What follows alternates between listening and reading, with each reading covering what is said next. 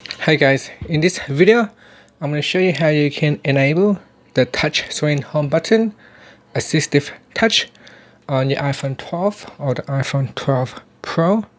So if for some reasons you prefer to use the on-screen home button then rather swiping up, then here's how you can turn it on. First, let's go back to your home screen by swiping up at the bottom of the screen.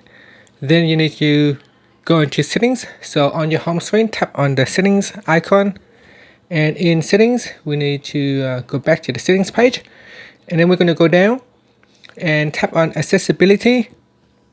In the accessibility page we're going to go down and tap on touch. Next, in touch we tap on assistive touch, and we need to turn on assistive touch. Once it is turned on, you can then swipe up to go back to your home screen. Now whenever you need to go back to your home screen, you can tap on this assistive touch button. That will open up a menu, and you can tap on the home button to go back to the home screen. So let's take a look here. If I tap on that, then I tap on home, that will take me back to my home screen.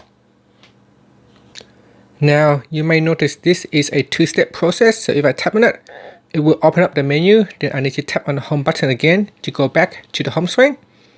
So in order for you to work around this, so that if you want to simply just tap on it once and that will take you back to your home screen, I'm going to show you how you can customize that. So you can go into settings, and again in the assistive touch menu, what you can do is you can tap on single tap. And on a single tap, instead of open up the menu, you can ask it to go back to your home. So tap on home, and you can see here if I tap on back, and in my double tap I still can open up the menu. So if I want to now go back to my home screen, I can just tap on it once and that will take me back to my home screen. So that is much easier. Now if I want to open up the menu, the option is still there for me. All I have to do is double tap on it, and that still can bring up the menu right there.